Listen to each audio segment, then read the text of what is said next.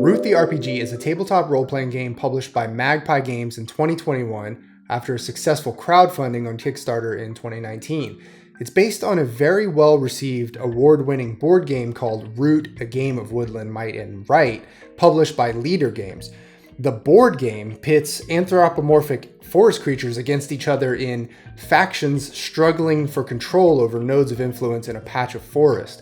The RPG zooms in a little bit, and you play as one of a band of vagabonds who are possibly caught up in the larger war, but who may act to serve in their own interests. The artwork for both the board game and the RPG is by Kyle Farron.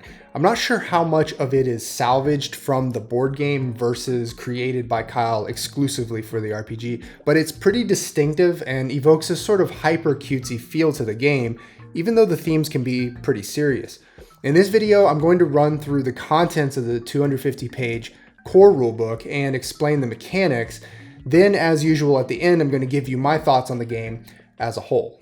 This video is brought to you by Deck of Possibilities, a very special deck of 5e compatible cards meant to give GMs an arsenal of travel and exploration elements.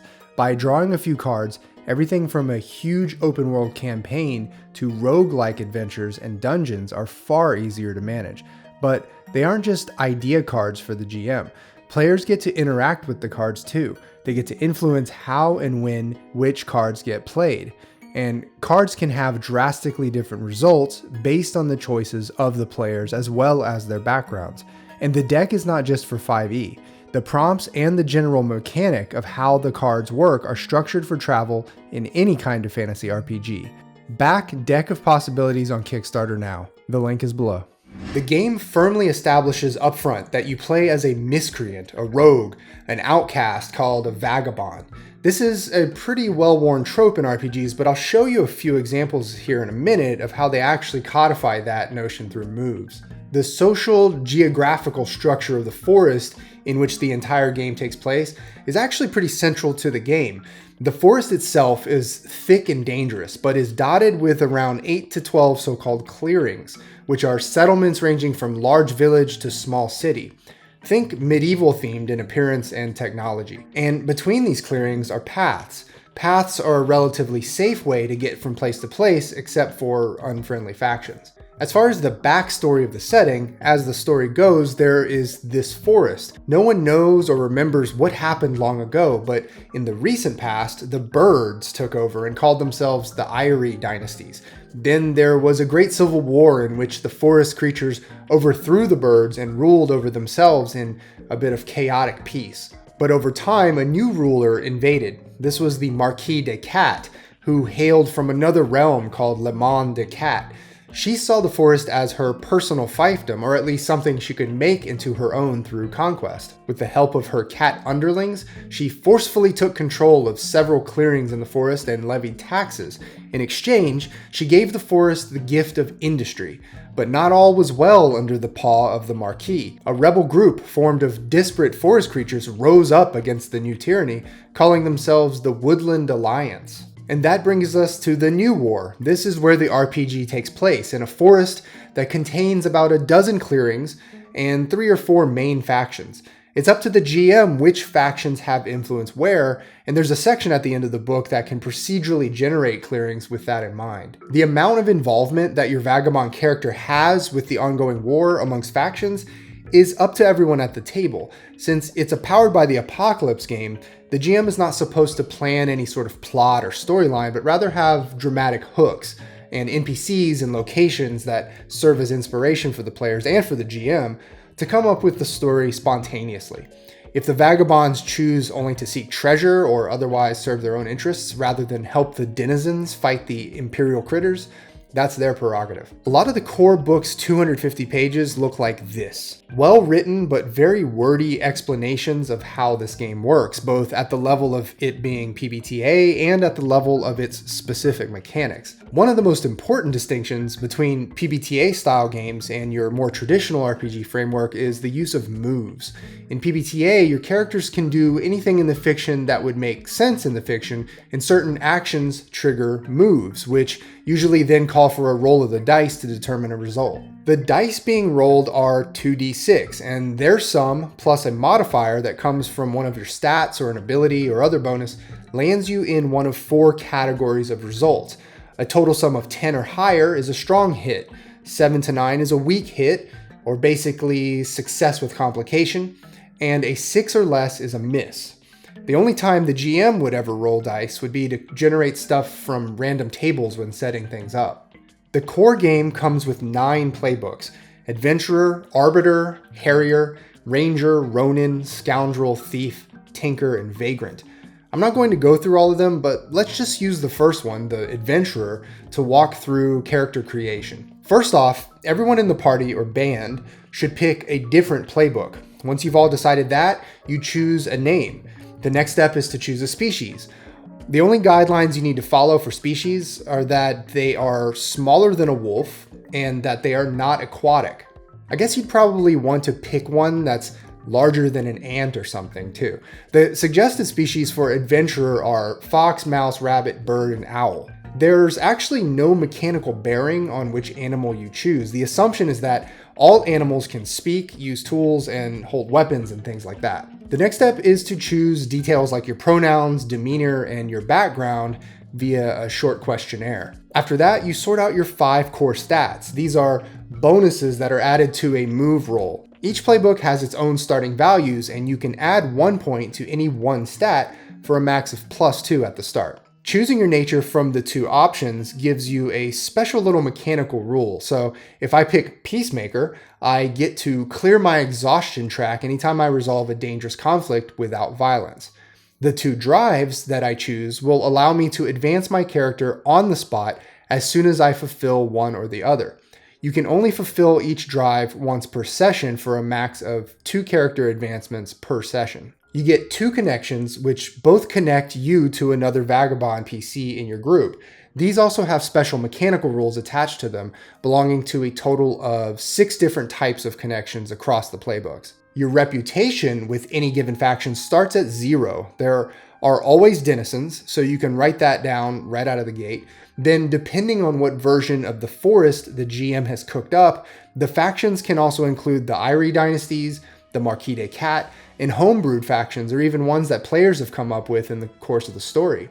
As you interact with these different factions, you mark either notoriety or prestige boxes. When those boxes fill up enough in one direction, you mark a new reputation score for that faction and clear all the boxes. So, for example, if you reach +2 on a reputation track by earning 10 prestige boxes, you would then erase all the boxes and need to earn 15 prestige to get to level 3 on that track. If in the meantime you reach a notoriety threshold going the other way, you would downgrade your score by 1 point. Harm en route is tracked in 3 ways: injury, exhaustion, and depletion. Both injury and exhaustion are marked when a specific move asks you to do so, usually with a weak hit or a miss roll. When you've filled up 4 injury boxes, and a 5th injury means your character is dead through and through. If you've filled up 4 exhaustion boxes, you are almost unconscious from fatigue and lack of energy. A 5th mark of exhaustion means that you are unconscious.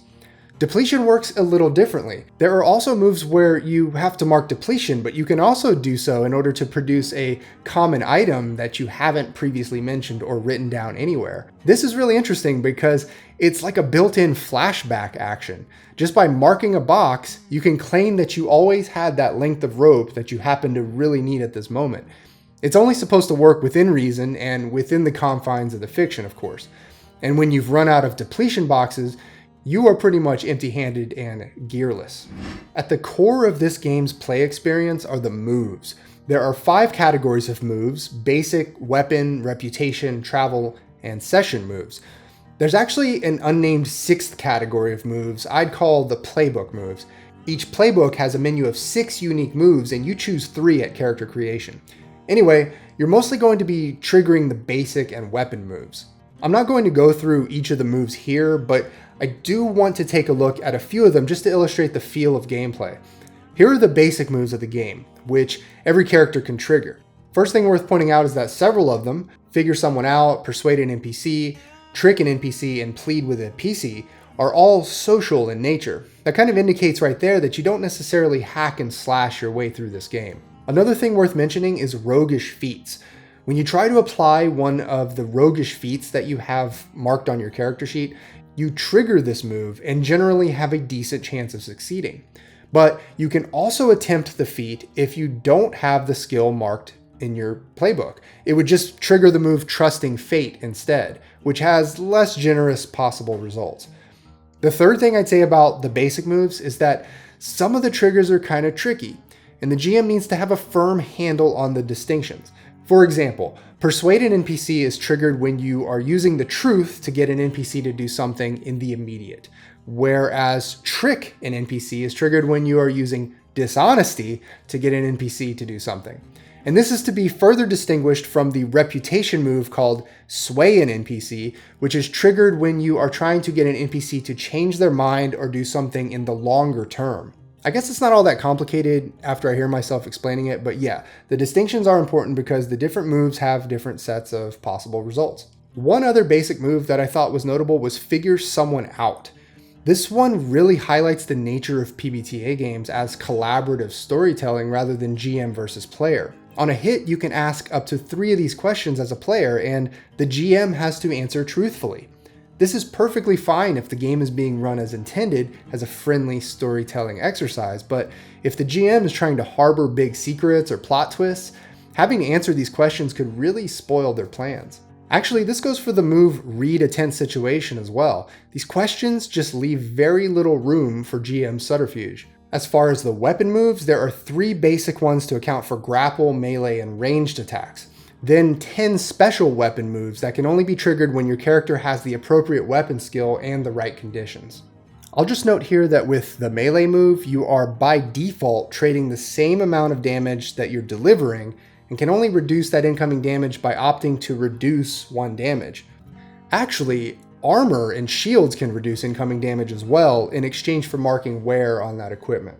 The reputation moves are interesting because they use your reputation score with any given faction to modify the roll, and you can only trigger certain moves when your reputation is above or below a certain score. This set of moves is a little challenging for the GM because there's a bit of overlap between these triggers and the basic moves that deal with talking with NPCs, at least at first glance. This is sort of a problem that is endemic to PBTA games with tons of moves. You're ultimately tasked with trying to remember tons of different triggers.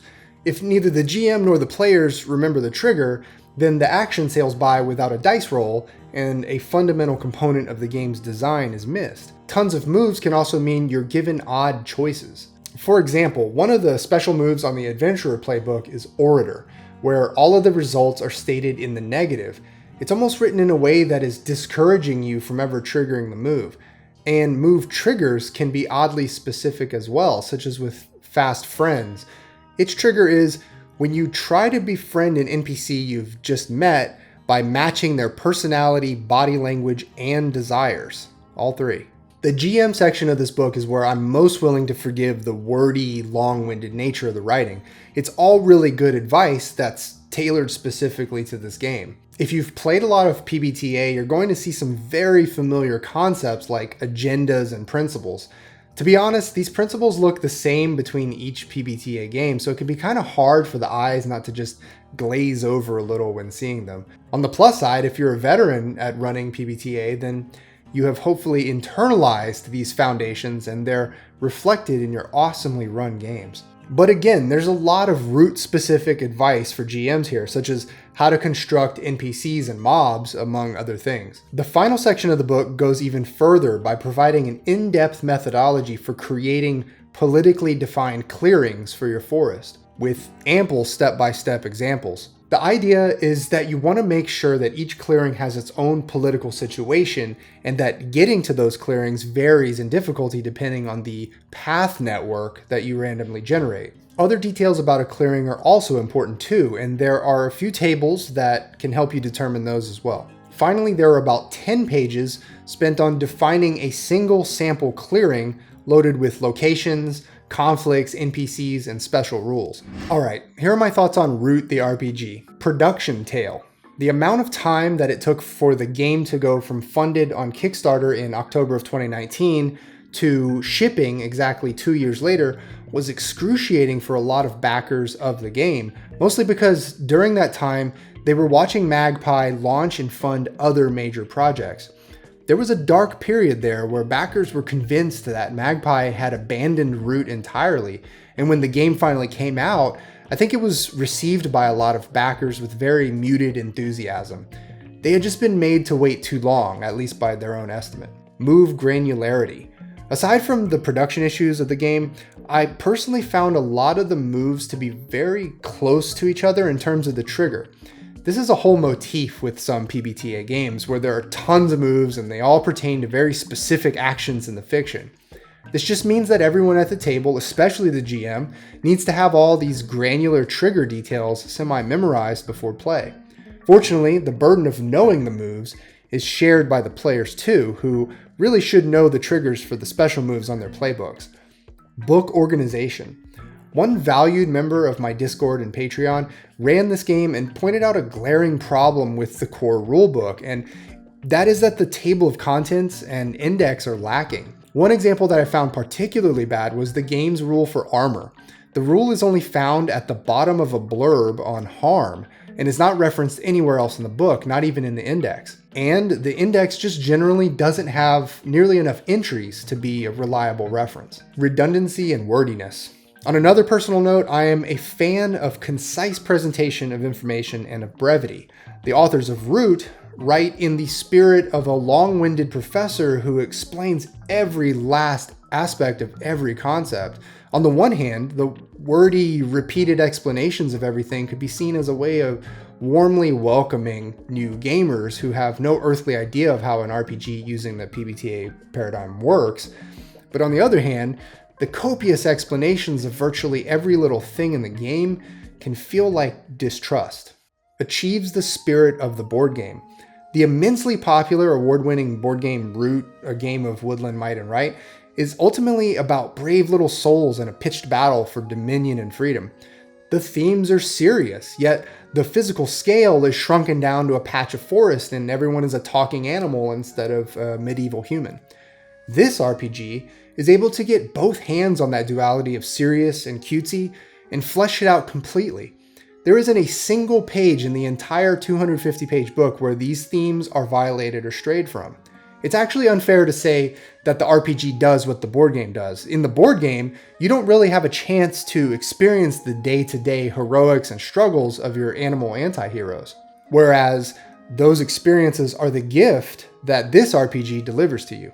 Forest politics. One of the big features of this game is how each forest clearing is defined by the amount of influence various factions have over it and how each PC's reputation pertains to these factions. In a word, this is a politics layer, and it's meant to constantly come up throughout the course of play. You don't just passively record your notoriety or prestige with each faction either. You wield your reputation as role modifiers, and that reputation is always in constant flux. In the end, this structured aspect of factions adds an important dimension to the game that elevates it well beyond just critters running around doing little forest quests. Moves define picture-perfect picaresque. Picaresque is defined as, quote, relating to an episodic style of fiction dealing with the adventures of a rough and dishonest but appealing hero. This is actually a feature you find in about 95% of RPGs, but in Root, the various moves really influence the player's behavior towards heroic scoundrel. There are many shades of trickery, deception, and manipulation codified alongside the standard heroic moves. In the end, Root the RPG is a very well-conceived game that suffers from being hard to approach, if only because everything is so over-explained and not rigorously organized. But if you're a veteran PBTA player or GM who can skip past the long text walls, or you have first-time players who are truly dedicated to playing out the tale of a sly forest creature underdog fighting against powers that be, there's nothing that will stop your table from weaving a memorable story that's equal parts humor, heroics, and dastardly tricks. That's all I have for now. If you'd like to keep this channel breathing, please consider joining my Patreon. All the links are below. Thanks for watching. See ya.